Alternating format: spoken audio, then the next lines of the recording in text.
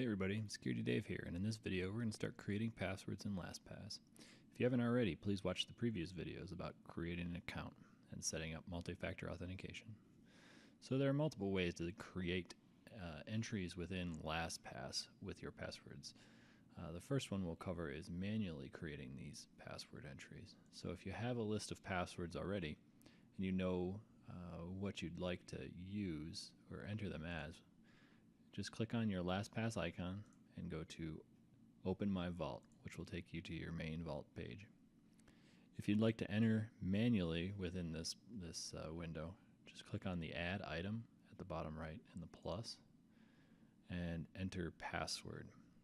So if there's other items that you would like to store within LastPass, you can also add them here. For instance, payment cards, if you were using a card pretty frequently and wanted it auto-filled, secure notes, driver's license, health insurance information, etc. For now, we're just going to create a password though. So the required information here is the URL. So if you have a URL for the website that you want to visit, say we're going to make a yahoo.com. Well, I don't have a Yahoo account. So there, I entered yahoo.com and it gave me the login page for Yahoo. It also fills in the name automatically. Now, if you wanted to create a folder for this, say email accounts, and my username, let's call it Secure with Dave, and then a password. So my password 123.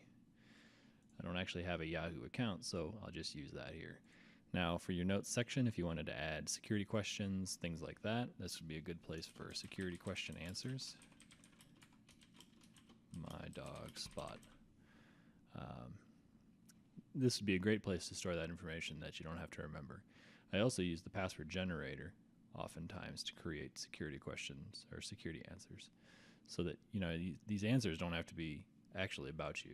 A lot of the times these questions can be very easy to answer because of the wealth of information that has either been compromised on the web from other breaches and things like that. Like, if you were ever part of the military or U.S. government workers, the OPM breach, or within any other major breach that had personal information, maybe your dog's information is in there, or your home state, or where you were born, or things like that.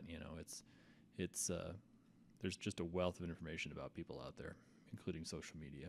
So within advanced options, require password reprompt would make you re-enter your password. Auto log in just won't even prompt you. It'll just auto log you in. And disable autofill is probably a good option. It won't autofill your information. You'll have to hit the button on there on the LastPass login page, or on the button that shows up on LastPass. For now, I'm just going to leave this all as defaults and hit save. So now you see it's actually created that folder that I named within there, because there were no folders already created, and you can expand and minimize those.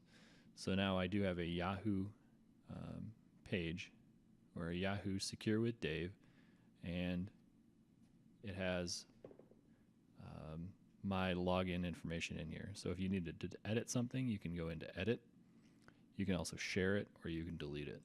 So if we do edit, you can it'll show you the URL, the name, the folder, etc. It'll show you all the same information. You can also auto change password, which is a nice feature. So if you clicked on this, it would actually allow you to change, on some sites, allow you to change passwords on the site, so that if your password if you got notification of a breach, because LastPass often tells you when the site is compromised, if it was, you can have it go in and change your password. So we're just creating entries right now, so this is a good start. So now you have your Yahoo account saved within LastPass.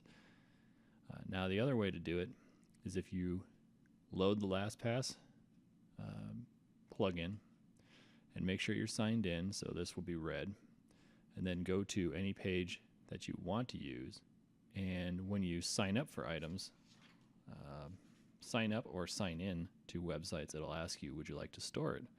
So securewithdave@gmail.com. Next, secure Dave. And now here's the trick for when you're signing in.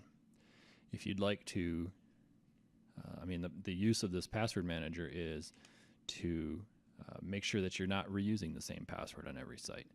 So when you come in, when you get prompted for a password, say you're signing in for a new service or you're changing your password on a service, you can come up here to the Lastpass icon, click on that, and generate secure password, and it will give you an option for a password.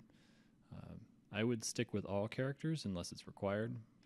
You can set the requirements if specific symbols, uppercase, lowercase numbers are required. And if you encounter something like, this website doesn't accept characters or carets, you can change this to something else. So you can type that in there and then just hit fill password. And now it places the 20 character password that I just created in there. So then you check this. I'm not a robot. And I'm sure we didn't get a captcha. That's good. And you hit next. And then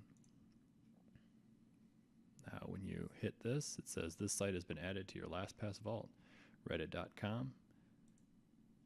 And when we go to our Lastpass vault, reddit.com shows up. And there we go. So there is 2 ways to add passwords to your password vault. So now when you have the Lastpass vault running in the plugin running, when you go to log into your, say your bank or your email, it will auto collect those passwords and will ask you, do you want to add this to your vault? And you can just hit OK. So congratulations, you've created your first 2 entries within Lastpass. So continue logging into all your websites and create a good inventory of all the passwords and websites that you log into. Thanks for watching. If you found these videos helpful, please subscribe. Also, if you have suggestions for security topics you'd like to see videos on, please leave a comment below.